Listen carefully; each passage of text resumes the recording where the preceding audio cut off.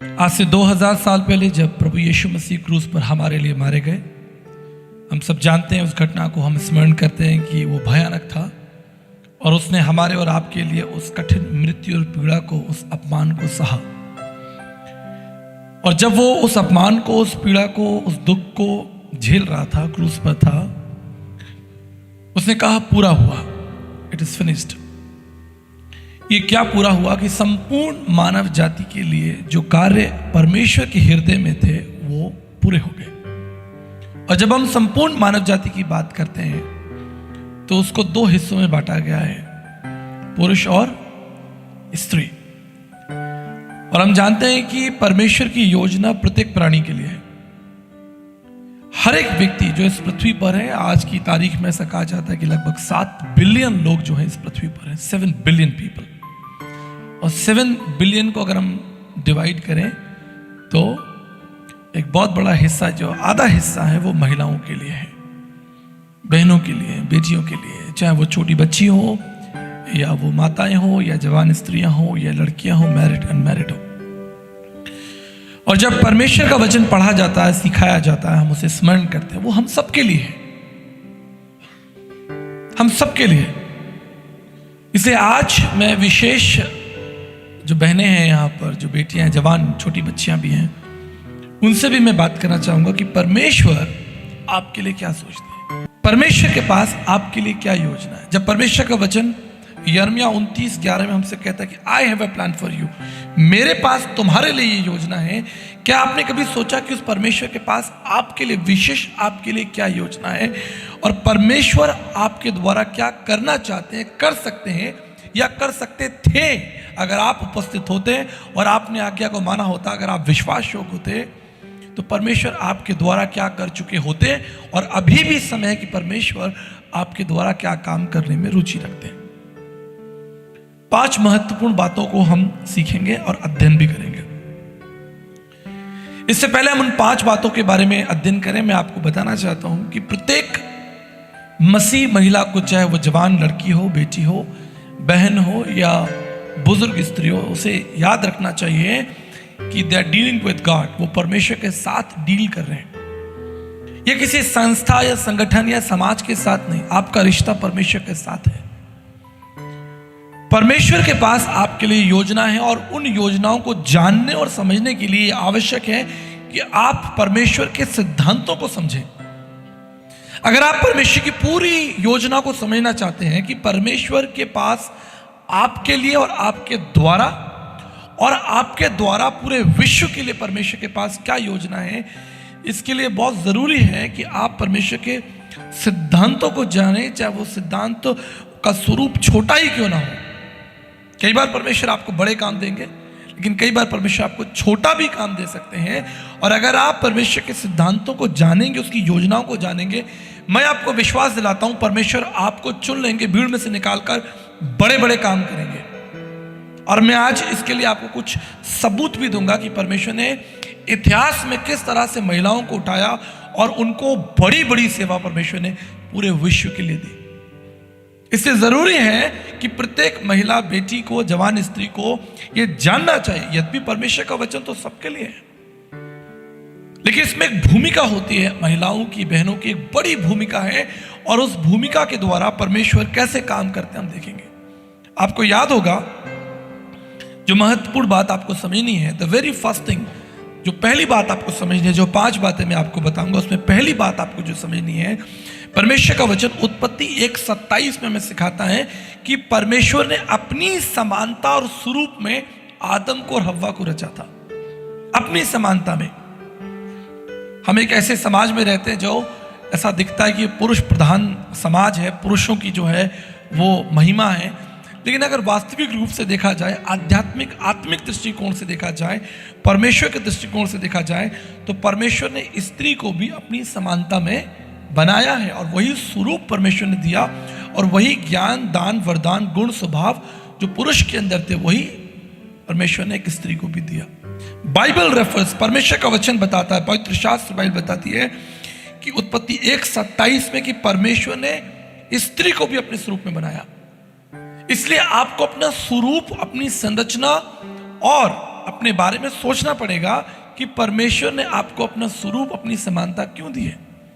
इसका मतलब है परमेश्वर कुछ ना कुछ आपसे चाहते हैं। जिस तरह इस प्रार्थना भवन में कोई भी चीज ऐसी नहीं है जो बेकार हो, चाहे वो कुर्सी हो, ये स्टैंड हो, चाहे वो ये माइक सिस्टम हो, ढोलक हो, यहाँ पर कीबोर्ड है, बैग है, यहाँ पर ट्रे रखी हुई है, whatever you see in this room, सबकी अपनी एक योजना, एक भूमिका है। ठीक इसी तरह इस संसार में अगर आप स्त्री हैं, बहन और बेटी हैं, महिला हैं, तो आपके लिए परमेश्वर के पास योजना क्या है, इसके लिए आपको अपनी उत्पत्ति का कारण, उसका स्वभाव और स्वरूप समझना बहुत जरूरी है। आपको बनाया किसने है? जैसा मैंने अपने संदेश के आरंभ में कहा, you are dealing with God. आपका संबंध परमेश्वर के साथ डील कर रहे हैं। ये कोई समाज संगठन नहीं है, ये परमेश्वर जिसने संसार को बनाया। बाइबल कहती है कि उस परमेश्वर ने आपको अपनी समानता और स्वरूप, अपना ज्ञान, अपना विवेक दिया है। और ना केवल इतना, लेकिन अगर आप उत्पत्ति 1:28 पढ़ेंगे, जब परमेश्वर ने आशीष दी तो स्त्री और पुरुष दोनों को आशीष दी। कहा फलो फूलो, पृथ्वी पर भर जाओ और इसे अपने वश में कर लो। ये परमेश्वर आपको आज्ञा दे रहा है कि इस पृथ्वी में बहुत सारी चीजें हैं, बहुत से काम हैं, बहुत सी योजनाएं हैं जो आपको करनी है, और ये तभी आप कर पाएंगे जब आप परमेश्वर के सिद्धांतों को समझेंगे। परमेश्वर ने कहा कि इस पृथ्वी की और सारे जगत को क्या करो, अपने वश में करो। इस पर प्रभु ने आपको प्रभुता दी है, काम दिया है, जिम्मेदारी दी है। यद्यपि हम जानते हैं कि पुरुष को प्रभु ने परिवार का मुखिया बनाया, जैसे कलीसिया का मुखिया जो है वो प्रभु यीशु मसीह है, वही प्रधान है। अगर हम यहाँ बैठे हैं तो हमारा प्रधान कौन है? हमारा प्रधान यीशु है। इसको हम, इस सिद्धांत को हम बदल नहीं सकते। ठीक इसी तरह परिवार का जो मुखिया है वो पुरुष है, लेकिन इसका मतलब ये नहीं कि सारी जिम्मेदारी पुरुष की है। कहीं ना कहीं परमेश्वर ने स्त्रियों को, महिलाओं को, बेटियों को, बच्चियों को भी, जो छोटी बच्चियां हैं उनके द्वारा भी परमेश्वर ने कोई ना कोई कार्य, कोई ना कोई योजना रखी है। So what we are learning, हम क्या सीख रहे हैं? पहली बात जो हम सीख रहे हैं कि परमेश्वर ने स्त्रियों को, आपको भी अपनी समानता और अपना स्वरूप दिया, और आपको भी अधिकार और आशीष दी है। Praise the Lord. परमेश्वर ने आपको, इसलिए यह जरूरी है एक महिला होने के नाते, परमेश्वर की बेटी होने के नाते, इन द किंगडम ऑफ गॉड, जब आप कलीसिया का हिस्सा हैं, जब आप सर्वव्यापी परिवार का, जो कलीसिया, जो संसार का सबसे बड़ी परिवार मानी जाती है, उसका हिस्सा है, आपको अपने बारे में सोचना पड़ेगा। और सारी आशीषें जो बाइबल के अंदर लिखी हैं और सारे आदेश जो परमेश्वर ने लिखे हैं, चाहे वो सुसमाचार की बात हो, चाहे वो दान वरदानों से भरने की बात हो, चाहे परमेश्वर के कार्यों में हाथ बटाने की बात हो, ये सिर्फ पुरुषों के लिए नहीं है, ये महिलाओं के लिए भी लिखी हुई है। अगर आशीषें परमेश्वर ने आपको दी है तो परमेश्वर ने आपको जिम्मेदारी भी दी है। And this is what we learn. हम समझते हैं, यहां सीख रहे हैं कि परमेश्वर ने स्त्री को भी अपनी समानता, अपने स्वरूप में बनाया, और स्त्री को भी परमेश्वर ने आशीष दी। हालेलुया। पहली बात। दूसरी महत्वपूर्ण बात जो आपको जाननी है कि as a woman, as a स्त्री, एज ए महिला, एज ए बेटी, आपको भी साल्वेशन की जरूरत है। जब हम उद्धार की बात करते हैं, इसे जरा पर्सनल लीजिए। आप जब यात्रा करते हैं तो आपके पास में भी टिकट होती है, यानी कि आप अपने पिताजी की टिकट पर या अपने पति की टिकट पर हवाई जहाज में सवार हो सकते हैं या ट्रेन में जा सकते हैं। You need your own ticket. आपको अपनी टिकट चाहिए। जब टीटी आएगा या जब आप फ्लाइट में जाएंगे, वो स्कैन करेंगे आपके बोर्डिंग पास को। आप ये नहीं कह सकते कि भाई मेरे पिताजी का बोर्डिंग पास स्कैन कर दो, मैं उनके पीछे पीछे निकल जाऊंगी, या मैं अपने पति के पीछे पीछे निकल जाऊंगी। ठीक इसी तरह आपको भी उद्धार की आवश्यकता है। You need salvation. और इसका हम बहुत बड़ा चित्र कहां देखते हैं? बहुत बड़ा चित्र देखते हैं जब आदम और हव्वा पाप में गिर गए, अनाज्ञाकारिता हुई, तो परमेश्वर ने क्या किया? परमेश्वर ने एक निष्कलंक मेमने का वध किया, और उसकी खाल से न केवल आदम लेकिन हव्वा की नग्नता को भी ढका। And this is what God shows. ये परमेश्वर दिखाता है, समझाता है कि महिलाओं को भी उद्धार की, साल्वेशन की, बहन बेटियों को आवश्यकता है। ये भीड़ में नहीं हो सकता कि बस भीड़ में कोई संदेश दे दिया और सब ने सुना और सब चले गए। आपको अपने उद्धार के बारे में सोचना होगा। और जब मैं उद्धार की बात कर रहा हूं, मैं निश्चित आपके शरीर, प्राण और आत्मा के उद्धार की बात कर रहा हूं। जैसा भी पास्टर विलियम ने भी कहा कि आपके मन के नए हो जाने से भी, आपका जब मन जो है वो नया हो जाएगा, ये प्रकट करेगा कि आपका उद्धार हुआ। परमेश्वर ने आदम की नग्नता को भी ढका और परमेश्वर ने हव्वा की नग्नता को ढककर भी अपनी योजना को प्रकट किया कि परमेश्वर के पास महिला के लिए भी योजना है। उसने स्त्री को छोड़ नहीं दिया। Think about your salvation. अपने उद्धार के बारे में आप सोचिए, आपके मन के नए हो जाने के बारे में सोचिए, आप अपने जीवन के बारे में सोचिए। यह बहुत जरूरी है कि आप अपने जीवन के बारे में सोचें, बैठकर एकांत में। हो सकता है आप भीड़ में बैठे हो, आप कलीसिया में बैठे हो, आप किसी कार्यक्रम का हिस्सा हो, लेकिन मैं आपको इनकरेज करूंगा कि आप बाइबल लेकर, परमेश्वर का वचन लेकर एकांत में बैठे और परमेश्वर से बातचीत करें, क्योंकि आपके अंदर भी परमेश्वर का प्राण और आत्मा है। मैं महिलाओं और बेटियों से बात कर रहा हूं। Think about your salvation. Are you saved? क्या आपका उद्धार हो गया है? क्या वास्तव में आपने प्रभु यीशु मसीह को वैसे जाना जैसे आपको जानना चाहिए, या आप एक समाज का, एक भीड़ का हिस्सा है कि ठीक है, अगर मेरा पति चर्च जा रहा है तो मैं भी चर्च जा रही हूं, मेरे पिताजी चर्च जा रहे हैं तो मैं सिर्फ पति पत्नी के कॉन्टेक्स्ट में बात नहीं कर रहा हूं। कई बार जब हम वचन को पढ़ते हैं तो केवल पति पत्नी के कॉन्टेक्स्ट में सुनना समझने की कोशिश करते हैं। ये बेटियों के लिए भी है। क्या आप कलीसिया इसलिए आ रहे हैं क्योंकि आप एक समाज का हिस्सा हैं, आपके पापा मम्मी चर्च जा रहे हैं तो मैं भी जा रही हूं, या मेरा भाई चर्च जा रहा है, कलीसिया जा रहा है तो मैं चर्च जा रही हूं। मैं इंडिविजुअल बहनों से और बेटियों से बात कर रहा हूं, अपने उद्धार के बारे में, अपने मन के नए के बारे में, आपकी अपनी पर्सनल बाइबल के बारे में, आपकी पर्सनल बाइबल स्टडी के बारे में आधा घंटा, 1 घंटा परमेश्वर के साथ बैठिए, अकेले समय निकालिए, क्योंकि आपके अंदर भी वही प्राण, वही आत्मा है जो आदम के अंदर है। और इसलिए जब टाइटैनिक डूबा तो सिर्फ पुरुष ही नहीं मरे, महिलाएं भी मरी। आप समझ रहे मैं क्या कह रहा हूं? हजारों लोग जब उसमें मर रहे थे, उसमें केवल पुरुष ही नहीं थे, उसमें महिलाएं भी थी जो मर गई। ठीक इसी तरह सदोम और अमोरा को जब परमेश्वर ने दंड दिया, आपको याद होगा, जब परमेश्वर ने सदोम और अमोरा को दंड दिया तो केवल पुरुष ही नहीं मरे, महिलाएं भी मरी, बेटियां मरी, जवान बच्चे मरे होंगे, जवान बहन बेटियां भी मरी होंगी, क्योंकि यह परमेश्वर का न्याय था समस्त शहर के लिए, उस देश के लिए। इसलिए जब परमेश्वर न्याय करेगा वो ये नहीं देखेगा कि आप किसके बेटियां हो, आप किसकी पत्नी हो, आप किसकी बहन हो। इस इंडिविजुअल आपका व्यक्तिगत उद्धार परमेश्वर के साथ व्यक्तिगत संबंध, आप अपने पास्टर की आड़ में परमेश्वर के न्याय से नहीं बच सकते, या अपने पति की आड़ में, या अपने भाई की आड़ में। आप समझ रहे हैं? आप कोई भी किसी की आड़ नहीं ले सकते। आप व्यक्तिगत हैं, आपका उद्धार व्यक्तिगत होगा, आपका संबंध व्यक्तिगत होगा। इसलिए मैं आपको इनकरेज करूंगा कि उस परमेश्वर के साथ अपना व्यक्तिगत संबंध बनाइए। जिस तरह परमेश्वर ने आदम की नग्नता को ढका और स्त्री की नग्नता को ढका, ठीक इसी तरह आदम का अगर परमेश्वर के साथ संबंध है तो स्त्री का, महिला का, बेटी का भी आपका संबंध परमेश्वर के साथ होना चाहिए। हालेलुया। आप समझ रहे मैं क्या बात कर रहा हूं? आपकी अपनी personal Bible, personal devotion time, personal worship time, personal spiritual diary, वचन को याद करना, बैठकर एकांत में अपने जीवन के बारे में मनन और चिंतन करना, सोचना कि मैं किस मार्ग पे जा रही हूं। खासतौर पे मैं जवान बच्चियां जो आप यहाँ वर्शिप कर रहे हैं, मैं आपको इनकरेज करना चाहता हूं, यहां पर खड़े होकर सिर्फ वर्शिप करने के लिए, एक अच्छा गीत गाने के लिए परमेश्वर ने आपको नहीं बुलाया। ये तो कोई भी गा सकता है। परमेश्वर ने आपको इसलिए बुलाया ताकि आप उसकी बुद्धि, उसकी समानता में, उसकी योजनाओं में आगे बढ़ें। बड़े बड़े काम, गाना तो कोई भी गा सकता है ना, किसी को भी बुलाकर हम गवा सकते हैं, लेकिन यहां पर जो वर्शिप लीडर खड़े हैं, आप अगर यहां खड़े हैं, अगर आप परमेश्वर की आराधना कर रहे हैं, आपका व्यक्तिगत संबंध परमेश्वर से कैसा है, इसको परख लीजिए, इसको परखिए। मैं बेटियों के द्वारा, बेटियों से बात कर रहा हूं, जवान बहनों से बात कर रहा हूं। याद रखिए, पहली बात आपको समझनी है कि परमेश्वर ने आपको अपनी समानता में रचा है और परमेश्वर ने आपको आशीष के साथ साथ जिम्मेदारियां भी दी हैं। पहली बात। दूसरी बात, आपका निजी उद्धार व्यक्तिगत, आप किसी की आड़ नहीं ले सकते। आप अपने पिताजी की आड़ नहीं ले सकते, आप अपने भाई की आड़ नहीं ले सकते, आप अपने पास्टर की आड़ नहीं ले सकते। It's personal. हालेलुया। तीसरी महत्वपूर्ण बात कि प्रत्येक स्त्री जो है वो एक परिवार का हिस्सा है। और जब मैं परिवार की बात कर रहा हूं, मैं फिर याद दिलाना चाहता हूं, ये केवल पति पत्नी के लिए नहीं है।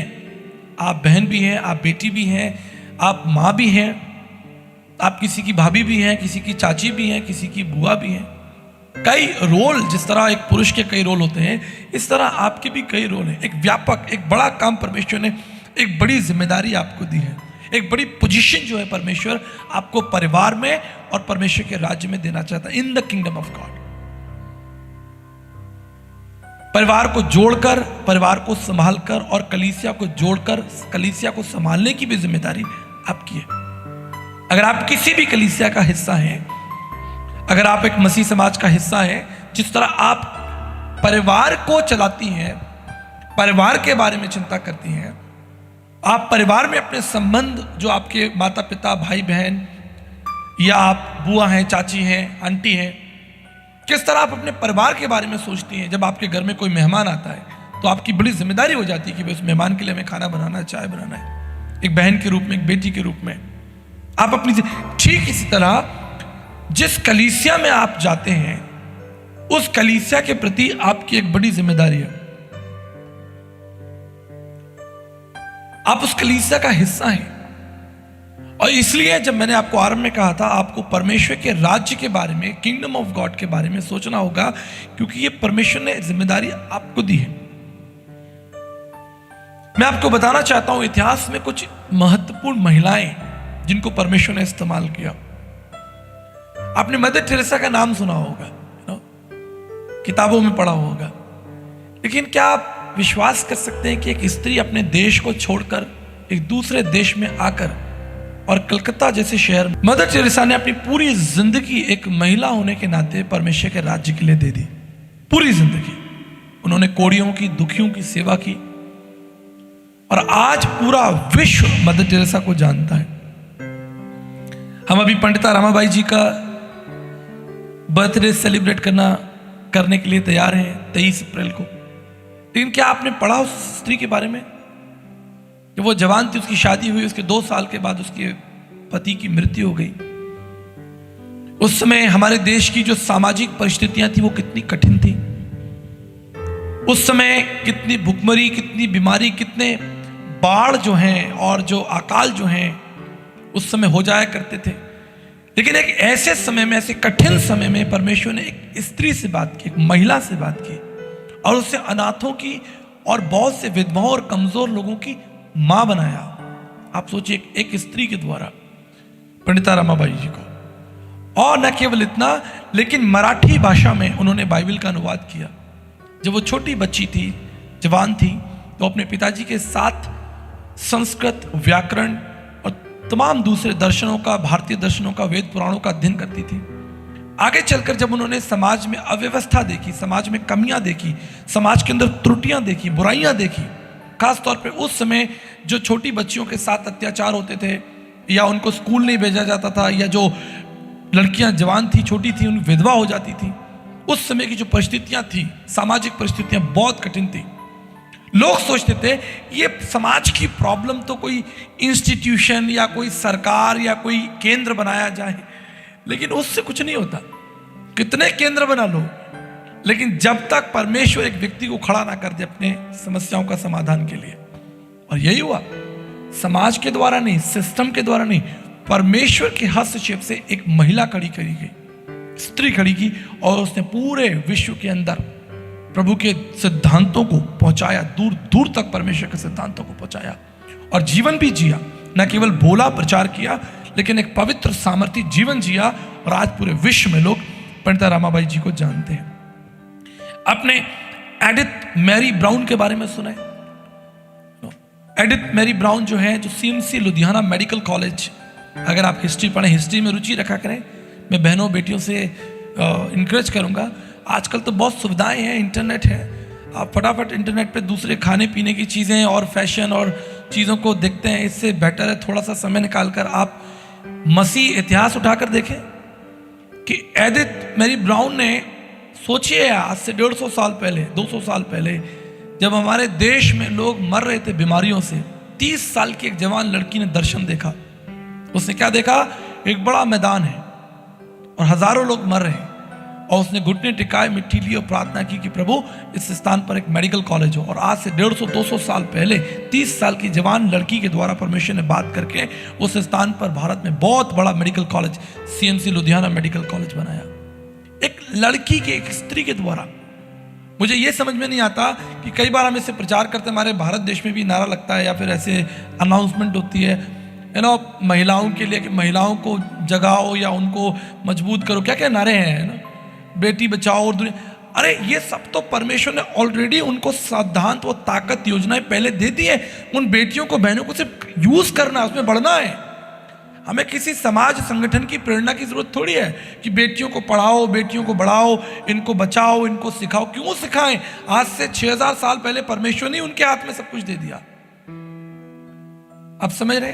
एक इंफीरियरिटी हम देखते हैं ना कि कमजोर या फिर वो उनको बढ़ाओ, सिखाओ, बचाओ। क्यों बचाएं, बढ़ाएं, सिखाएं? ऑलरेडी परमेश्वर ने उनके हाथों में बड़ी बड़ी सत्ताएं दी हैं, बड़े बड़े काम दिए। लेकिन ये वही स्त्रियां, वही बेटियां कर सकती हैं जिनके पास परमेश्वर के सिद्धांत हो, जिन्होंने बाइबल पढ़ी हो, जो जानती हो कि परमेश्वर ने दबोरा को, रूत को कैसे इस्तेमाल किया, जिन्हें पता हो कि किस तरह से मरियम मगदलीनी जो परमेश्वर यीशु मसीह की कब्र पर आती है, चेले नहीं आए, वो डर के छुपे हुए हैं, लेकिन स्त्रियां जो हैं वो कब्र पर पहुंचती हैं अपनी ड्यूटी को पूरा करने के लिए। क्योंकि इजरायली व्यवस्था के अनुसार जब कोई व्यक्ति मर जाता था, उसे कब्र में रखते थे तो 7 दिन तक उस पर मसाला लगाया जाता था। 7 डेज तक उन महिलाओं को वो काम करना था। लेकिन चेले जो हैं वो डर के मारे छुपे हुए हैं, पुरुष डर के मारे छुपे हैं, लेकिन स्त्रियां जो हैं वो उस स्थान पर उस कार्य को पूरा करने के लिए जाती। क्यों? क्योंकि उनको सिद्धांत मालूम है। ठीक इसी तरह अगर आप परमेश्वर के राज्य में बड़ा इंपैक्ट करना चाहते हैं, आप विश्व को परमेश्वर के प्रेम से और परमेश्वर के महान कार्यों से स्पर्श करना चाहते हैं, उसके लिए जरूरी है कि आपको परमेश्वर के सिद्धांत समझने होंगे। और जितना अधिक आप समझेंगे, सीखेंगे, उतना ही आप सामर्थ्य होंगे। जितना समय आप परमेश्वर के साथ बिताएंगे, उतना विवेक जो है, उतनी क्षमता और योग्यताएं परमेश्वर आपको देगा। आपको मालूम है एमी कार्मिकल के बारे में? एमी कार्मिकल जो थी, आज से 200 साल पहले, 150 साल पहले छोटी छोटी लड़कियों को देवदासी बना लिया जाता था। बड़ी भयंकर स्थिति थी भारत के अंदर। छोटी छोटी लड़कियों को देवदासी बना लिया जाता था, उन्हें काम पे लगा दिया जाता था और उनके साथ तमाम अत्याचार होते थे। और उस समय परमेश्वर ने एक स्त्री को, एमी कार्मिकल को खड़ा किया और उसने बहुत बड़ा रोल जो है उन लड़कियों को बचाने, छुड़ाने के लिए, क्योंकि वो परमेश्वर के सिद्धांतों को जानती थी। मैं शार्लेट लॉटीमॉन के बारे में पढ़ रहा था, जिसने 40 साल चाइना के अंदर रहकर प्रभु यीशु मसीह का सुसमाचार प्रचार किया। 40 इयर्स वो चाइना देश में रही, अमेरिका छोड़कर, और उसने यीशु मसीह का प्रचार चाइना देश के अंदर किया। Can you believe that? उसे अपने सुरक्षा की चिंता नहीं थी, उसे यह चिंता नहीं थी कि मैं क्या खाऊंगी, कैसे होगा। उसने अपने लिए जीवन नहीं जिया, लेकिन उसने परमेश्वर के लिए जीवन दिया। शार्लेट लॉटीमॉन। मैं पढ़ रहा था फैनी क्रॉसबी के बारे में। फैनी क्रॉसबी एक अंधी महिला थी, अंधी महिला, लेकिन आप जानते हैं उसने परमेश्वर के लिए 40,000 गीत लिखे, 40,000 गीत लिखे। एक अंधी महिला, लेकिन उसके मन में परमेश्वर के राज्य को बढ़ाने के लिए, परमेश्वर के राज्य में कंट्रीब्यूट करने के लिए, how the kingdom of God will advance, how I can help in the kingdom of God. ये वो लोग थे जो अपनी सुख सुविधाओं के लिए, अपने साधन संसाधनों के लिए नहीं जिए, उन्होंने अपना पूरा जीवन परमेश्वर के राज्य के लिए लगा दिया। और इसलिए आज इस मंच से, परमेश्वर की वेदी से, इन महिलाओं के बारे में हम पढ़ रहे हैं। कैरी नेशन के बारे में मैं अध्ययन कर रहा था। कैरी नेशन जब जवान थी तो उसने देखा कि कैसे लोग जो है तंबाकू खाते हैं, सिगरेट पीते हैं, नशा करते हैं। और इस जवान लड़की ने एक संकल्प लिया कि मैं इसके विरोध में युद्ध लड़ूंगी।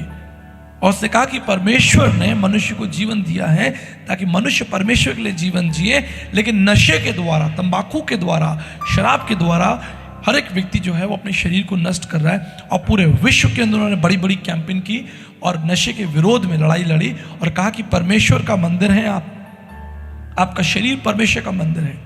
क्या जरूरत थी? वो शादी करती, घर बसाती, आराम से अपने घर में रहती और सुख से, सुविधाओं से रहती, और एक दिन मर कर संसार से चली जाती।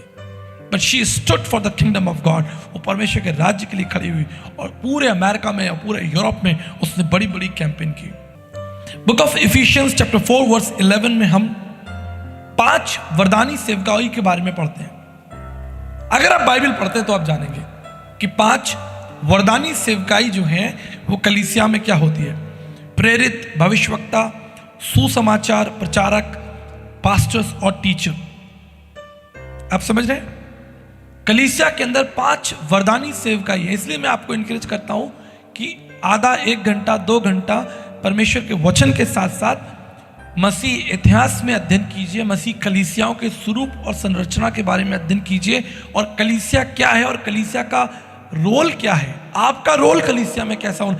पहले आपको अपना रोल समझना है, फिर आप कलीसिया में अपना रोल प्रकट कर पाएंगे।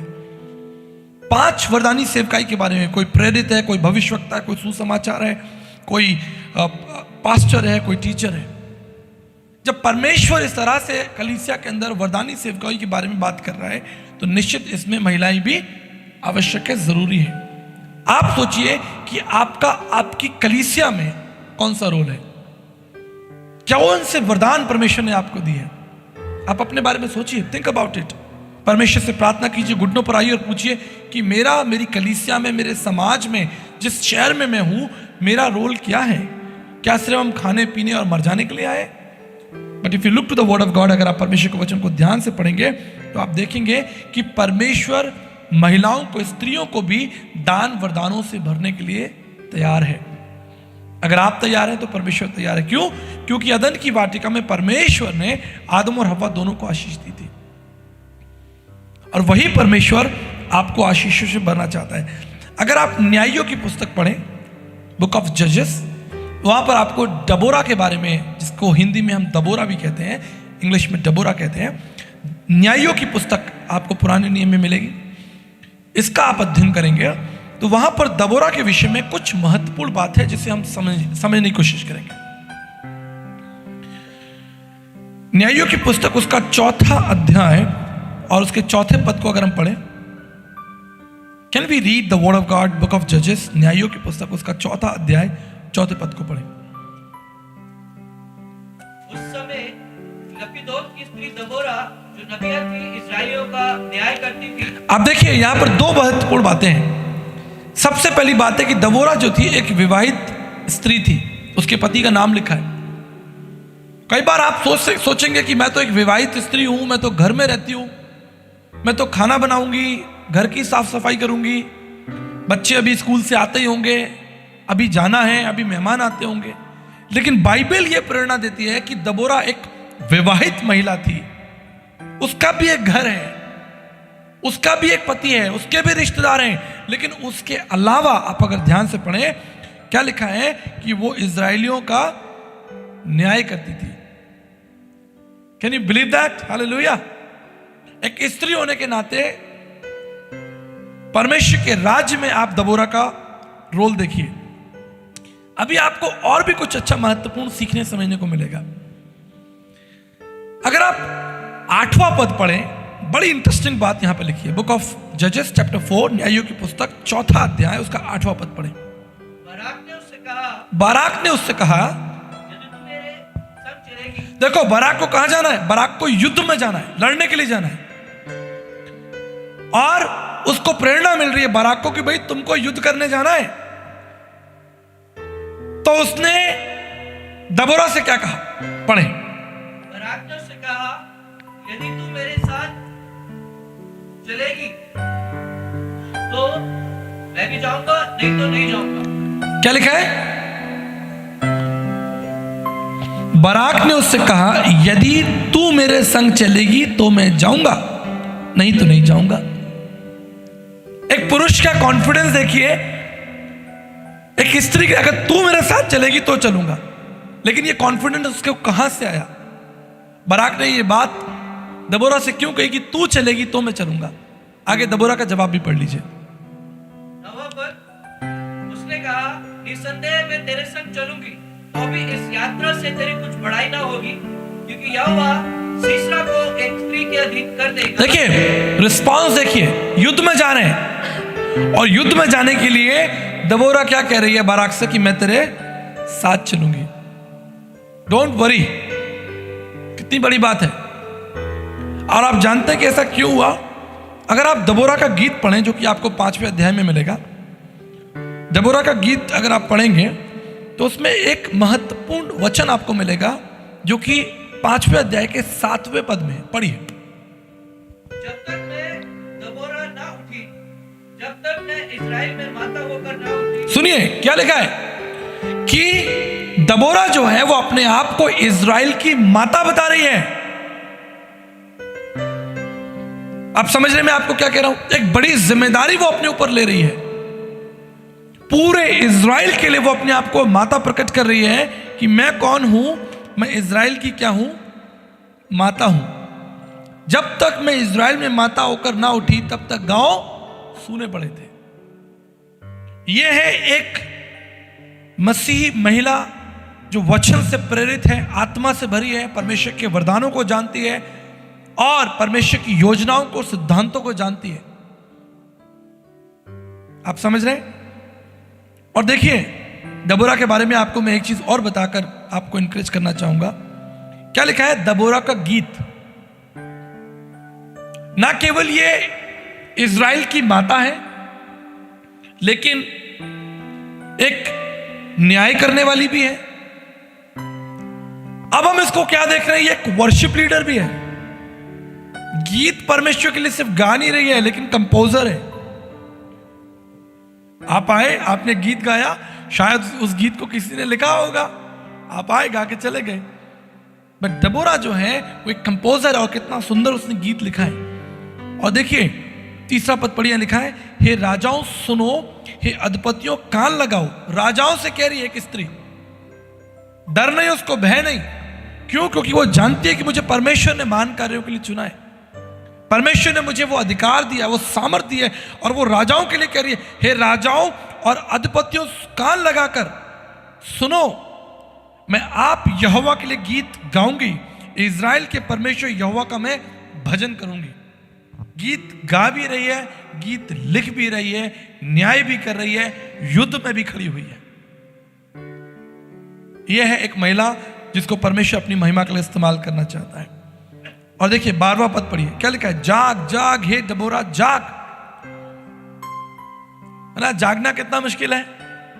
कल रात को मैं 2 बजे तक जागा आपके लिए, क्योंकि मुझे आपको पढ़ाना था, तो मुझे तो पढ़ना होगा। जब मेरे पास ही प्रकाशन नहीं होगा तो मैं आपको क्या प्रकाशन दूंगा? तो मैं आपके लिए रात को 2 बजे तक जागा और सुबह 6:30 बजे उठ गया आपके लिए। और मुझे बहनों से बात करनी थी, महिलाओं से बात करनी थी, बेटियों से बात करनी थी। तो मैं सुबह 6:30 बजे जागा और फिर सुबह 9 बजे तक मैंने और अध्ययन किया, प्रार्थना की आप लोगों के लिए, और तब मैं आपके सामने। जागना, जागने के द्वारा, महिलाओं, बहनों, बेटियों, जागो, जल्दी जागो, सुबह उठो, प्रभु की आराधना करो। अगर आप सुबह 7 बजे स्कूल निकलते हो, आधा घंटे पहले उठ जाओ और यहोवा परमेश्वर का गीत गाओ, आराधना करो। स्कूल जाने से पहले परमेश्वर का एक वचन सुनो। देखिए, वचन सबके लिए है, लेकिन मैं विशेष रूप से महिलाओं और बेटियों को आज बताना चाहता। इससे पहले कि आप सुबह के काम शुरू करें, आप अपने बिस्तर पर जब पैर नीचे रखें, इससे पहले जरूरी है कि आपका संबंध, आपकी जो ताकत, आपकी जो ऊर्जा यहोवा परमेश्वर से मिलेगी, वो आपको मिल जानी चाहिए। इससे पहले कि आप मनुष्यों का सामना करो, इससे पहले आप समाज में जाओ, इससे पहले आप काम पे जाओ, इससे पहले आप अपने बच्चों को तैयार करो, उनके लिए टिफिन तैयार करो। जरूरी है कि आप अपने बिस्तर पर, अपने घुटने पर बैठकर यहोवा परमेश्वर का धन्यवाद करो, उसके लिए आराधना करो, उससे प्रार्थना करो। क्योंकि जब आप करेंगे तो बच्चे सीखेंगे, आप नहीं करेंगे तो बच्चे नहीं सीखेंगे। चाहे वो आपका पुत्र हो या आपकी पुत्री हो, ये माँ के ऊपर एक बड़ी जिम्मेदारी है आपके लिए। और सिर्फ ये नहीं, मैंने फिर कहा कई बार, हमें से सिर्फ माँ पुत्री आप करेंगे तो आपका भाई भी सीखेगा? नहीं सीखेगा। आप बहन हो, आप बेटी हो, अगर आप करोगे तो आपके पापा भी सीख सकते हैं आपसे। इसमें क्या बड़ी बात है? अगर आप परमेश्वर में मजबूत होगे, आप उपवास रखोगे, आप प्रार्थना करोगे, आप गीत गाओगे, आप वचन पढ़ोगे, आप धन्यवाद करोगे, तो आप किसी को भी इंस्पायर कर सकते हो। आप अपने मित्रों को कर सकते हो, अपने पड़ोसियों को कर सकते हो, आप अपने पिताजी को कर सकते हो, आप अपनी दादी को कर सकते हो, अपने दादा को कर सकते हो, आपके चाचा चाची आपके वो कहेंगे कि भैया वो देखो बच्ची कितनी सुंदर है, वो कितनी प्यारी है, क्योंकि वचन पढ़ती सीखती सिखाती है। आपकी तुलना माँ बाप करेंगे। अभी हम तुलना क्या करते हैं? अभी हम बच्चों की तुलना करते हैं, वो देखो कितना पढ़ने में तेज है, वो देखो जो है वो स्केट करता, वो देखो हवाई जहाज उड़ाता, वो देखो जो ऐसी पेंटिंग करता। लेकिन अगर तुलना करनी है तो आत्मिक रूप से हम तुलना करें और आत्मिक रूप से प्रभाव डालें। अगर आप प्रभु में मजबूत हो गए, मैं तो बेटियों बच्चों से बात कर रहा हूं, अगर आप परमेश्वर में मजबूत हो गए तो आपका इंपैक्ट आपकी कलीसिया में होगा।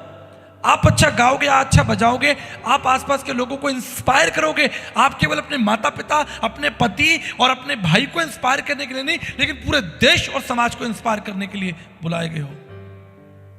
जब इस स्त्री ने गीत लिखा, एक अंधी स्त्री ने गीत लिखा, 40,000 गीत लिखे। इसने अपने पति को या अपने भाई को, अपने पति को या अपने पिता को प्रेरित करने के लिए नहीं लिखा कि देखो मैं कितनी अच्छी हूं। इसने जब गीत लिखा तो वो गीत पूरे विश्व में गाया जाता है। जब एडिथ ब्राउन ने मेडिकल कॉलेज खोला, 30 साल की जवान लड़की मेडिकल कॉलेज खोलने की बात कर रही है, तो वो अपने पति को प्रभावित नहीं कर रही है, वो अपने भाई को प्रभावित नहीं कर रही है, लेकिन पूरे देश को प्रभावित कर रही है। आप समझ रहे हैं? When you are strong in the God, जब आप परमेश्वर में मजबूत हैं, आपको नहीं मालूम परमेश्वर किसको आपके जीवन से प्रभावित करने जा रहा है। प्रार्थना करने वाली स्त्री, घुटनों पर बैठकर प्रार्थना करने वाली स्त्री, उपवास करने वाली स्त्री, बच्चों की सुधि लेने वाली स्त्री। दबोरा कहती है मैं इजराइल की माता हूं। आप अपनी कलीसिया की माता बन जाइए। हेलो, अगर आप अपनी कलीसिया के माता नहीं बन सकते तो इजराइल की माता कैसे बनेंगे? माता का मतलब फिर वही है ना, आपके केवल बायोलॉजिकल बच्चों की बात नहीं कर रहा। वो अपने बायोलॉजिकल बच्चों को तो हर एक कोई प्रेम करता है, लेकिन दबोरा पूरे इजराइल की बात कर रही है कि मैं पूरे इजराइल का जो है रक्षक हूं, प्रार्थना करने वाली हूं। और वो लॉ लगाकर परमेश्वर से प्रार्थना कर रही है, अपने आप को जगा रही है, युद्ध में जा रही है, खड़ी है। बाराक कह रहा है कि मैं नहीं जाऊंगा, तू नहीं साथ चले। कहते चल मैं तेरे साथ चलती हूं युद्ध में। आप अपनी कलीसिया के लिए, अपने समाज के लिए माता बनिए, शहर के लिए माता बनिए। तमाम बच्चे इस समय जो 23 तारीख की प्रैक्टिस कर रहे हैं, इससे कोई फर्क नहीं पड़ता कि आप किसी कलीसिया का हिस्सा है तो दूसरी कलीसिया से हमें कोई लेना देना नहीं। आपको परमेश्वर कई कलीसियाओं के लिए माता बना देगा। रुचि तो रखिए, आगे तो बढ़िए। याद रखिएगा मेरी एक बात, जो कार्य आपने अपने लिए, अपने बच्चों के लिए और अपने लिए किए वो नहीं गिने जाएंगे। आपने अपने लिए घर बनाया, अपने लिए गाड़ी खरीदी, अपने लिए कपड़े खरीदे, अपनी ड्यूटी पर गए, अपनी नौकरी की, अपना बिजनेस किया, अपना जूता चप्पल खरीदा, ये काउंट नहीं किया जाएगा। काउंट ये किया जाएगा कि आपने समाज में, देश के लिए, दुनिया के लिए, तमाम कलीसियाओं के लिए क्या किया, परमेश्वर के राज्य के लिए क्या किया, ये काउंट किया जाएगा आपके द्वारा। याद रखिएगा। इसलिए बहनों को मैं इंकरेज करना चाहता हूं, सिस्टर्स को, I would like to encourage all of you. आप सोचिए आपकी डायरेक्शन क्या, आपकी दिशा क्या है। आत्मिक उपहार से भरिए, भविष्यवाणियों का वरदान, सुसमाचार, पास्टर की सेवा, टीचर, शिक्षक। आपके पास कोई विषय सिखाने लायक होगा, आप बच्चों को घेर सकते हैं भी मेरे पास ये विषय, मैं आपको कलीसिया का इतिहास पढ़ाऊंगी, मैं भारतीय मसीह संतों का इतिहास आपको पढ़ाऊंगी, विश्व में मसीह लोगों ने क्या क्या किया, उनकी सेवा के बारे में मैं आपको। अगर आपके पास कोई सिखाने का विषय है तो अभी तो आप सिखा पाओगे। आप वचन में कमजोर हो, आप क्या सिखाओगे? कोई बच्चा आपके पास में आया, आंटी, दीदी, अच्छा बताओ इस पुस्तक का क्या मतलब है, यहोशू की पुस्तक में ऐसा क्यों हुआ? अब आप ही को नहीं मालूम होगा तो आप क्या बताओगे कि यहोशू की पुस्तक में क्या हुआ? नehemiah वहां क्यों गया, नehemiah ने ऐसा क्यों किया, यह काम वैसे क्यों हुआ? व्यवस्था विवरण की पुस्तक में इजरायली लोग 40 साल तक जंगल में क्यों फिरते रहे? किसी बच्चे ने आपसे पूछ लिया, आप क्या करोगे? कहोगे आप पास्टर जी से पूछना। तो आप इजराइल की माता कैसे बनेंगी? अपनी कलीसिया की माता बनने के लिए आपको परमेश्वर के साथ संबंध मजबूत करना होगा, आपको वचन पढ़ना होगा, आपको अपनी एक लाइब्रेरी बनानी पड़ेगी। 10, 20, 50 किताबों का एक संग्रह बनाइए जिससे आप अध्ययन करें। जब आपका अध्ययन मजबूत होगा, आपको कॉन्फिडेंस होगा, आप बच्चों से कहोगे चलो भाई आज मैं आपको ये पढ़ाऊंगी, अगली तारीख को आइए मैं आपको ये सिखाऊंगी, ये मैंने नया गीत लिखा, ये कविता लिखी, चलो सुनो, सब लोग सीखो। If you are not receiving from God, how you can give it to others? अगर परमेश्वर आपसे बात नहीं कर रहा तो आप कैसे कर सकते हैं? और पांचवी और अंतिम बात मैं आपको बताना चाहता हूं, असीमित अवसर, इनफाइनाइट। मैं आपके विजन को बड़ा कर रहा हूं। आपको मालूम है दो राज्यों की घटना आपको बताता हूँ, एक साउथ कोरिया और एक साउथ अफ्रीका।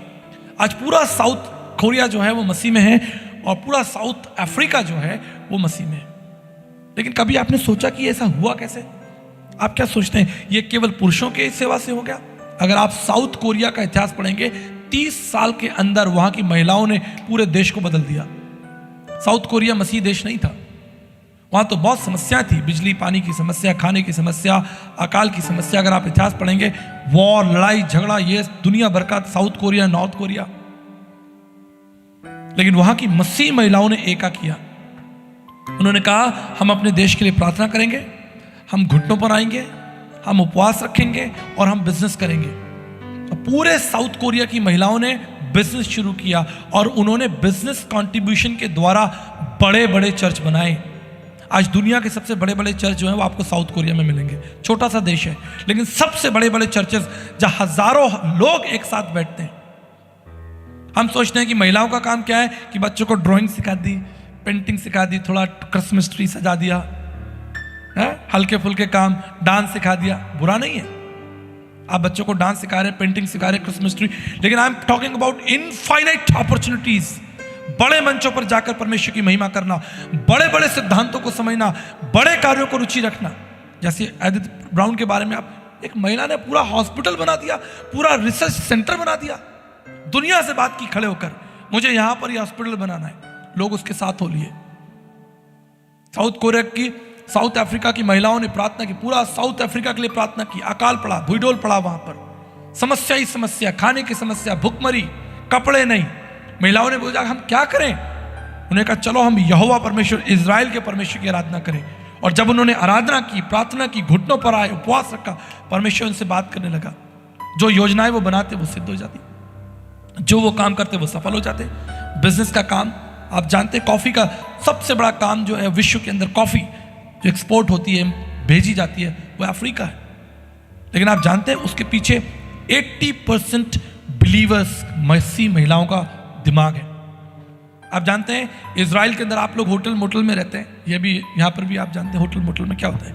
ये इजरायली महिलाओं का, इजराइल की जो कलीसिया थी, उन महिलाओं का सोचता कि पूरे इजराइल के अंदर मसीही सुसमाचार कैसे फैलेगा। क्योंकि इजराइल जो था वो एक बिजनेस कैपिटल था, जैसे मुंबई है, दिल्ली है, बिजनेस कैपिटल है। पूरे विश्व से लोग इजराइल में बिजनेस करने के लिए आते थे। और वहां की मसीह महिलाओं ने एका किया कि हम अपने घर में गेस्ट रूम बनाएंगे, जो पेइंग गेस्ट होता है, या आप होटल्स में रहते तो होटल मोटल जो होता है ना, सुबह का नाश्ता वो उनको देती, उनके लिए प्रार्थना करती, प्रभु का वचन सिखाते। इस तरह पूरे विश्व ने सुसमाचार सुना, पूरे अफ्रीका ने सुसमाचार सुना, पूरे एशिया ने सुसमाचार सुना, महिलाओं की बुद्धि और योग्यताओं के द्वारा। बड़ी अपॉर्चुनिटीज, मोबिलाइजेशन ऑफ प्रेयर। प्रार्थना में बहुत शक्ति है। कई बार यहां पर प्रार्थना के लिए प्रचार भी होता है, लेकिन कई बार हम उसे बहुत ठंडा ले लेते हैं। प्रार्थना का मतलब कौन बैठे 1 घंटा? अभी बड़ा कार्यक्रम होगा, सब आएंगे, लेकिन अगर वो उपवास प्रार्थना रखी जाए, आधी दुनिया गायब हो जाती है। लेकिन साउथ कोरिया की बहनों ने, महिलाओं ने 21 घंटे घुटनों पर बैठकर साउथ कोरिया के लिए प्रार्थना की, अपने देश के लिए। 21 आवर्स ऑन द नीज। आप जानते हैं वहां पर कई ऐसे स्पॉट्स हैं, देखे गए हैं वहां पर, जहां पर उस स्थान पर घुटने टिकाने के जो निशान बन गए। लोगों के पैर में, मालूम है आपको, लोगों के पैरों में चोट लगी हुई है। क्यों?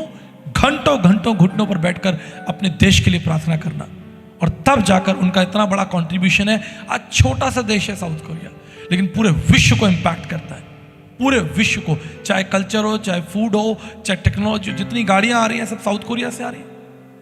जितनी बड़ी बड़ी हुंडई, किया, जितनी भी कंपनीज हैं, कोरिया से आ रही है, निशान वगैरह। क्यों? उसके पीछे बुद्धिमान स्त्रियां हैं जिन्होंने अपने घर को खोला, परमेश्वर के राज्य को समझा, परमेश्वर के सिद्धांतों को समझा। बाइबल ट्रांसलेशन में बहुत महिलाओं का योगदान रहा, गीत लिखने में महिलाओं का बहुत बड़ा योगदान रहा, इंस्ट्रूमेंट प्ले में बहुत बड़ा महिलाओं का योगदान रहा। लेकिन आज आधुनिक कलीसिया में इस बात को देखा गया है या समझा जा रहा है कि आज आधुनिक कलीसिया में बहनें या लड़कियां या माताएं आती हैं, वो सुनकर, वचन सुनकर चली जाती हैं। लेकिन हमें ऐसी माताएं, बहनें और लड़कियां चाहिए जो दबोरा के समान कहें कि ये कलीसिया, ये शहर क्या है, मेरे बच्चे हैं और मैं इनके लिए खड़ी हूं। याद रखिए, God has a plan for you. परमेश्वर के पास आपके लिए योजना है। और ये बहनें कर सकती हैं, आप कर सकते हैं ना, आप कर सकते हैं ना। इसके लिए आपको कुछ बड़ी तैयारी नहीं करनी, आपको केवल अपनी बाइबल उठानी है और उन सिद्धांतों को समझना है। आपको मिलिट्री कैंप में नहीं जाना, आपको पहाड़ों पर जाकर कुछ सीखने की, जंगलों में सीखने की जरूरत नहीं है। आप अपने घर में बैठकर प्रार्थना करते हुए, वचन को सीखते हुए उस बुद्धि और समझ को, उस अवसर को प्राप्त कर सकते हैं। आपको मालूम है, मैं एक बार न्यूजीलैंड से इंडिया आ रहा था, तो मैं न्यूजीलैंड ऑकलैंड के एयरपोर्ट पे था। मैं वेट कर रहा था, हमारा जहाज तैयार हो रहा था, ये बड़ा A380 एयरबस था, हम बैठे थे। तभी मेरे सामने दो लड़कियां आई यूनिफॉर्म में, और वो हमारी पायलट थी, जो कि न्यूजीलैंड ऑकलैंड एयरपोर्ट से लेकर हमें सिंगापुर लेकर आती। 10.5 घंटे की फ्लाइट थी। तो आप जानते हो, लड़कियों को देख के 1 मिनट मेरे मन में आया, अरे ये लड़कियां जहाज चला तो लेंगी, क्योंकि न्यूजीलैंड से सिंगापुर तक पूरा पानी पानी है, कहीं नीचे आप उतर नहीं सकते, जगह ही नहीं नीचे उतरने की। 10.5 घंटे उन दो लड़कियों को फ्लाइट चलानी है। तभी जानते हैं, प्रभु ने मुझसे बात की, उसने कहा दे आर ट्रेन्ड। ये लड़कियां साधारण लड़कियां नहीं है। यहाँ जो 5000 लोग बैठे ना फ्लाइटों का वेट कर रहे हैं, ये आम जनता है, पर ये दो लड़कियां जो ना, ये ट्रेन्ड पायलट है, they are trained. When you are trained you will big impact, you will make big impact. जब आप पढ़ोगे, बाइबल पढ़ोगे, सीखोगे, कहावत भी है ना, पढ़ोगे लिखोगे बनोगे महान, खेलोगे कूदोगे आगे क्या है क्या रहोगे, हो जाओगे खराब। पढ़ो, परमेश्वर के सिद्धांतों को पढ़ो, किताबें खरीदो। आप जितने पैसा अपने कपड़ों के ऊपर खरीदते हो, खर्च करते हो, अब ऋषा जी कहेंगे कि अरे भाई ऐसा बोल दिया, मेकअप के ऊपर है आपके घर में इतनी किताबें, 20,000 की किताबें हैं परमेश्वर की, 4 नहीं मिलेंगी, बस एक बाइबल रखी होगी इधर उधर कहीं। Invest 20,000 rupees for the biblical books, और नहीं तो मुझे दो आप 20,000 रुपए, मैं उसके बदले में आपको किताबें लाके देता हूं। मंगाइए अमेजॉन से, फ्लिपकार्ट से। अपने घर में एक लाइब्रेरी बनाइए, सुंदर सी लाइब्रेरी बनाइए, प्रार्थना के लिए, उपवास के लिए। परमेश्वर के सिद्धांतों को पढ़िए, बाइबल के साथ साथ मसीह इतिहास को पढ़िए। मैं आपको इनकरेज करता हूं। आपका बहुत पैसा, बहुत टाइम, बहुत एनर्जी जो है वो संसार के लिए जा रही है, waste of money, waste of time. उससे परमेश्वर के राज में कोई योगदान नहीं होने वाला। आपने कितना अच्छा खाया, कितना अच्छा पहना, कितना अच्छा मेकअप लगाया, इससे परमेश्वर के राज में कोई बढ़ोतरी नहीं हो। मैं इसके विरोध में नहीं हूं। आप अच्छा खाए, अच्छा पहने, प्रभु आपको आशीष दे, रानी शीबा के समान, राजा सुलेमान के समान आपको सारी संसारिक आशीष दे। But what is your impact in the kingdom of God, that's my question. अच्छा खाकर, अच्छा पहन के आप क्या करोगे अगर आप परमेश्वर के राज्य के लिए उन्नति नहीं कर रहे? इसलिए मैं आपको इंकरेज करना चाहता हूं, दबोरा के समान, रूत के समान, उस स्त्री के समान जिसने यीशु मसीह के पैरों में सबसे कीमती इत्र डाल दिया।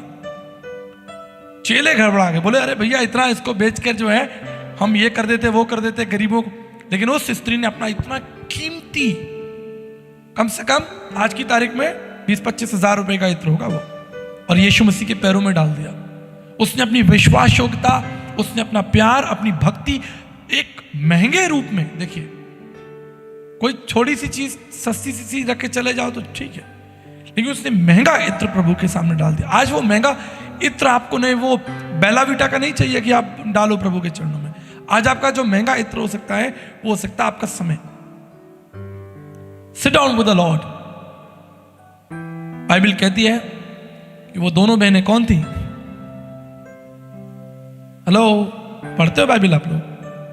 मार्था और दोनों थी, लेकिन एक का मन प्रभु के वचन में था। आज वो एक लड़की, एक बहन, बेटी चाहिए, एक चाहिए जो पूरे शहर के अंदर क्रांति लेकर आए, बड़े बड़े प्रोजेक्ट्स पर। मैं आपको बता रहा हूं, बड़ा बड़ा सोचिए। आप छोटा मोटा सोचोगे, देखो क्या होता है। कोई व्यक्ति अगर ये सोच ले कि मुझे 33 नंबर लाने हैं 100 में से, कितने नंबर? बस 33 लाने, मैं आपको बता रहा हूं वो 13 भी रह जाएगा। पर अगर कोई व्यक्ति ये सोचे, कोई बच्चा ये सोचे, कोई व्यक्ति ये कहे कि मैं तो 100 में से 100 लाऊंगा, तो 100 में से 100 आ गए तो अच्छी बात है, और अगर नहीं भी आए तो 95, 97, 98, 80, 85 कहीं तो जाकर रुकेगा। पर घर से ही सोच के तुम 33 चले। जो टीचर है यहां पर वो जानते होंगे, घर से सोचकर आप 33 चल रहे हो, अरे बस जाएंगे, बैठेंगे, सुन के चले आएंगे, गाना गा के चले आएंगे। अरे बड़ा सोचो कुछ, आप सोचना तो शुरू करो कि एक बड़ा कलीसिया हो जिसमें 20,000 लोग बैठे हों, जवान लोग गीत गा रहे हों। अब जोएल कहाँ गया, उसको ड्रम बजाना है। अभी उसके बारे में किसको मालूम? खड़े हो जाए बेटा, तू ये ड्रम सीख रहा है, उधर मुंह दिखाओ सबको। हाँ, अब इसको ड्रम बजाना सीखना है। अब इसकी जिम्मेदारी किसकी है? इसकी जिम्मेदारी कलीसियाओं की, माताओं की, बहनों की है। किसी का ये भाई लगता है, किसी का बच्चा लगता है आत्मिक रूप से। आप इसकी मदद करें। इस तरीके से यहां बच्चे बैठे, बैठ जा बेटा। अब ये बैठे बच्चे जवान हमारे, कौन बाइबल पढ़ रहा है, कौन बाइबल नहीं पढ़ रहा, आपको पता है? कुछ मालूम है आपको किस दिशा में जवान बच्चे जा रहे हैं, लड़कियां कहां जा रही हैं? ये इंस्टा और फेसबुक में क्या चल रहा है आपको पता है? आपने जिम्मेदारी ली अपनी कलीसिया के बच्चों की? आपने कभी उनके संग बैठे, कभी उनको लंच पर, डिनर पे बुलाया कि बेटा चल मैं आज, डेट पे जाते ना आप लोग, जाते ना, तो डेट पे कभी दूसरों के बच्चों को ले जाइए। लोग अपने बॉयफ्रेंड गर्लफ्रेंड के संग डेट पे जाते, अपने कलीसिया के बच्चों को उठाइए, गाड़ी में बैठाइए कि मैं आज आपको बर्गर किंग ले जा रही हूं, मुझे भी बुला लेना, मैं भी आ जाऊंगा एक बर्गर खाने के लिए। Honour children. ये आपके कलीसिया के बच्चे हैं। कल जब ये गीत गा रहे थे, एक साथ आराधना कर रहे थे, मुझे बहुत अच्छा लग रहा था। दूसरी कलीसियाओं से बच्चे आए थे, सबको समोसा कोल्ड ड्रिंक मिला। हमारे घर में खूब उन्होंने जो है उदंड मचाया, खूब गीत गाए, खूब हंगामा किया, खूब गंदा किया घर, खूब हमारे घर में तबाही मचाई। लेकिन परमेश्वर की स्तुति की, कीबोर्ड बजा, नाचे कूदे, प्रभु की महिमा हुई। 23 तारीख को आपको उसका जो है वो रिजल्ट देखने को मिलेगा। कहीं बंद कमरे में कोई तो उनकी मदद कर रहा है, तो आप कीजिए ना उनकी मदद। कभी बुलाइए उन्हें अपने घर पे, बच्चों के साथ बैठिए। देखिए कलीसिया में बच्चियां जवान हो रही है, और चूंकि ये प्रोग्राम रिकॉर्ड हो रहा है, बाद में यूट्यूब पे भी चलेगा। आपकी कलीसियाओं में भी बहनें बेटियां जवान हो रही हैं। वो किस डायरेक्शन में जा रही हैं? उनके अंदर बिब्लिकल एडवाइस, बिब्लिकल फेथ है कि नहीं है, या बस वो आपने उनको उनके माता पिता के भरोसे छोड़ रखा है? आप सोच रहे हैं कि वो उनके माता पिता की जिम्मेदारी है कि माता पिता खिलाएंगे, वही उनकी स्कूल की फीस देंगे, वही उनकी शादी कराएंगे, वही उनकी, ये आपकी जिम्मेदारी है। दबोरा के समान आप इजराइल की माता बनिए, आप कलीसिया की माता बनिए। और जब आप अपनी कलीसिया के प्रति विश्वास योग्य होंगे, अपने छोटे से दायरे में विश्वास होंगे, परमेश्वर आपको दिल्ली, बॉम्बे, पंजाब, हरियाणा, अमेरिका, जापान, पता नहीं कहां खड़ा कर देगा। परमेश्वर आपके द्वारा कितने बड़े बड़े काम कर देगा। इसलिए मैं आज आपको इंकरेज करना चाहता हूं। याद रखिए 5 बातें मैंने आपको बताई, उसको रिपीट करके मैं आपके लिए प्रार्थना करना चाहता हूं। पहली बात, प्रत्येक महिला जो है वो परमेश्वर की समानता में बनाई गई है, और प्रत्येक महिला के पास परमेश्वर ने न केवल उसे आशीष दी है, लेकिन उसको कमांडमेंट, उसको आदेश भी दिए। दूसरी महत्वपूर्ण बात, प्रत्येक महिला, बेटी, स्त्री, हर व्यक्ति को, जो स्त्री है, हमारी महिला है, बेटी है, उसको अपने उद्धार के बारे में परमेश्वर से प्रार्थना करनी चाहिए और अपने उद्धार को पकड़े रहना चाहिए। याद रखिए परमेश्वर ने न केवल आदम की लेकिन हव्वा की विनम्रता को ढका था, इसलिए परमेश्वर आपके उद्धार के लिए भी चिंतित है। ठीक है। तीसरी महत्वपूर्ण बात, जब आप परिवार का हिस्सा, अपने परिवार को चला रही हैं, ठीक इसी तरह आपकी जिम्मेदारी जो है वो परमेश्वर के राज्य में, किंगडम ऑफ गॉड में आपकी कोई ना कोई जिम्मेदारी है। चौथी महत्वपूर्ण बात, सिर्फ पेंटिंग करा देना, क्रिसमस ट्री सजा देना या डांस सिखा देना, इससे बढ़कर वरदानी सेवकाइयां, सुसमाचार का प्रचार, कलीसियाओं की, चर्च प्लांटिंग। सुना आपने चर्च प्लांटिंग? कितने लोगों ने सुना? कितनी महिलाओं के द्वारा परमेश्वर ने चर्च प्लांटिंग की है। मैं परमेश्वर का धन्यवाद करता हूं। हमारी भी बॉम्बे में बहन तरंग सिस्टर हैं, उन्होंने बहुत अच्छी चर्च प्लांटिंग की है, कई कलीसियाओं की वो अगुवाई कर रही हैं। मैं परमेश्वर का धन्यवाद करता हूं। और ऐसी कई स्त्रियां जो हैं वो चंडीगढ़ के अंदर हैं, दिल्ली के अंदर हैं, या पंजाब के अंदर हैं। बहन कंचन मित्तल है, इतनी बड़ी कलीसिया चला रही है, हजारों लोग सुनने आते हैं। इस तरीके से परमेश्वर ने कई महिलाओं को केवल छोटी मोटी डेंटिंग, पेंटिंग और ये सब चीजें नहीं, बड़े काम, प्रेरिताई, सेवकाई, भविष्यवाणियां, सुसमाचार की सेवा, एज ए पास्टर और एज ए टीचर परमेश्वर इस्तेमाल करना चाहता है, बड़े उपहारों के साथ। और जब आप इन बड़े उपहारों के साथ ब्लेस होंगे, याद रखिएगा, फिर आपके पास असीमित अवसर होंगे जहां आप विश्व के साथ टक्कर लेंगे। विश्व आपको देखेगा, विश्व आपके पीछे आएगा। मदर टेरेसा के समान, एमी कार्मेल के समान, शार्लेट के समान, फैनी क्रॉसबी के समान, कैरी नेशन के समान, एडिथ मेरी ब्राउन के समान आप बड़े प्रोजेक्टों पर काम करेंगे। लेकिन ये तभी संभव है, ये सब कुछ यहां से शुरू होगा। इसके अंदर ही पूरा संसार छिपा हुआ है। संसार में जितनी बड़ी क्रांतियां हुई हैं, जितने बड़े बड़े प्रोजेक्ट बने हैं, उसके पीछे बाइबल के ही सिद्धांत हैं। इसलिए आज मैं बेटियों को, बहनों को इनकरेज करना चाहता हूं कि आप इसके बारे में गंभीर होएं। आपके पास कोई योजना है, कोई दर्शन है, उसके बारे में आप हमसे बात कीजिए। हम आपकी किस तरह से सहायता कर सकते हैं। एज ए पास्टर आपको मुझसे क्या उम्मीद है, या आपको क्या चाहिए? आपको लिटरेचर चाहिए, आपको बुक्स चाहिए, आपको लाइब्रेरी बनानी है, कोई चीज़ सीखनी है, आपको कोई कोर्स करना है, आपको बाइबल में अधिक बढ़ना है, इत्यादि। परमेश्वर के राज्य में बढ़ने और उन्नति के लिए अगर आपके पास कोई भी सवाल है, आप मुझसे पूछ सकते हैं, ठीक है? कोई भी ऐसी बात जो आपको लगता है कि परमेश्वर के राज्य में उन्नति के लिए हमें आपकी आवश्यकता है, हम आपके साथ हैं। मुझे पूरा विश्वास है कि परमेश्वर, जिन स्त्रियों के नाम हम सुन रहे हैं ये इतिहास में, देखिए ये वो स्त्रियां हैं जो आज इस संसार में नहीं हैं, लेकिन आज इस वेदी से खड़े होकर उनकी ना केवल प्रशंसा हो रही है, लेकिन उनके कामों पर हम मनन और चिंतन कर रहे हैं। They are not in the world, ये शारीरिक रूप में इस संसार में नहीं है।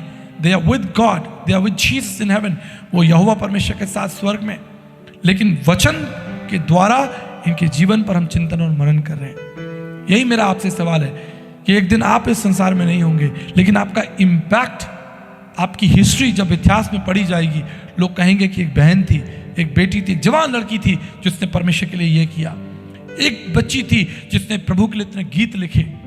कितनी अद्भुत बात है।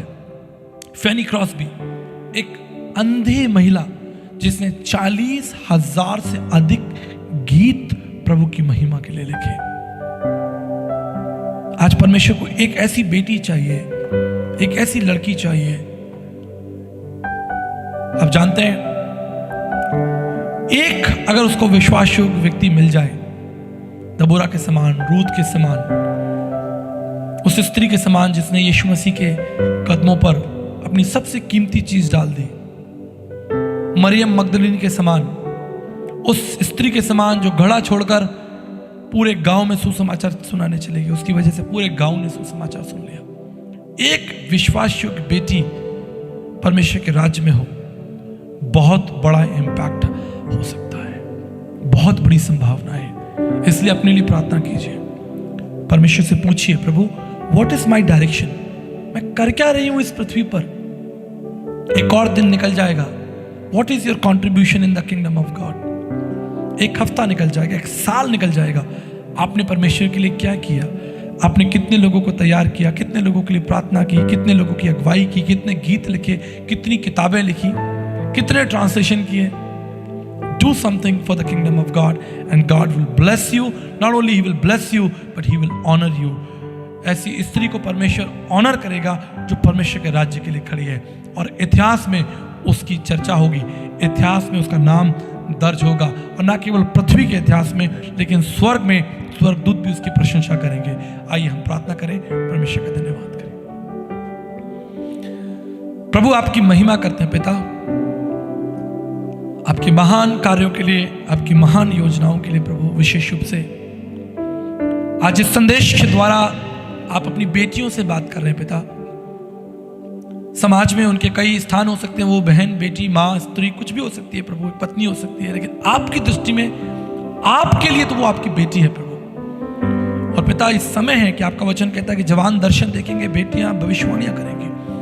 अंत के समय में आप अपनी बेटियों को अपनी सेवा के लिए खड़ा करें प्रभु। मेरी प्रार्थना है प्रभु, आप अपने लिए बुद्धिमान बेटियों को खड़ा करें प्रभु। ऐसी बेटियां पिता जिनके मन में आपके लिए दर्शन हो, आपके राज्य के लिए, आपकी कलीसिया के लिए एक समर्पण हो पिता। वो अपने तन मन से पिता परमेश्वर आपकी सब चीजों, भेंट के द्वारा, उपस्थिति के द्वारा प्रभु, यात्राओं के द्वारा, लिखने के द्वारा, गीत संगीत के द्वारा, हर तरह से प्रभु आपके राज्य को मजबूत करें पिता। We need one more Mother Teresa, Lord. One more Edith Mary Brown, Jesus. एक और एमी कार्गिल प्रभु जी, एक और शार्लेट लॉटीमोर, एक और फेनी क्रॉस्बी। धन्यवाद प्रभु, एक और बेटी डेबोरा रूथ के समान प्रभु। मैं प्रार्थना करता हूं, आप अपनी बेटियों को हिम्मत दें, उनके दर्शन को बढ़ाएं, और आगे बढ़ने के लिए जो योग्यताएं और अवसर उन्हें चाहिए वो योग्यताएं और वो अवसर स्वर्ग से आप उन्हें देना प्रभु। मैं जानता हूं बहुत से लोग बहुत कुछ करना चाहते हैं, लेकिन उनके आगे जो बाधाएं हैं, जो परिवार की, समाज की, फाइनेंस की प्रभु, हेल्थ की, या बहुत सी ऐसी चिंताएं जो उनको आगे बढ़ने से रोकती है, यीशु मसीह के नाम से पिता मैं उन सारे बंधनों को कैंसिल करता हूं प्रभु, और आपकी जय की घोषणा करता हूं प्रभु। उनके जीवन में आपकी सामर्थ की घोषणा करता हूं। जब उन्होंने आपसे उस उद्धार को पाया है पिता, आपने भी उनके लिए कोड़े खाए पिता। आपने अपनी बेटियों के लिए प्रभु जी सिर पर कांटों का ताज रखवाया, दर्द और पीड़ा को सहा। समय है पिता कि आपकी बेटियां आपके राज्य के लिए खड़ी की जाएं, आपके राज्य को बढ़ाने के लिए प्रभु। हम अपने लिए ना जिए, अपने शरीर के लिए, अपनी अभिलाषाओं के लिए और अपने परिवार के लिए नहीं प्रभु, लेकिन हम आपके राज्य के लिए, आपके स्वर्गीय राज्य के लिए प्रभु हम आखिरी सांस तक जीवित रहें, मेहनत करते रहें प्रभु, ना थके ना डरे प्रभु। सारी महिमा आपको देता हूं प्रभु। इस कलीसिया को और विशेष रूप से आपकी बेटियों को आपके हाथों में सौंपकर प्रार्थना आपके प्रिय पुत्र यीशु मसीह के नाम से मांगते हैं, आमीन। Thank you so much.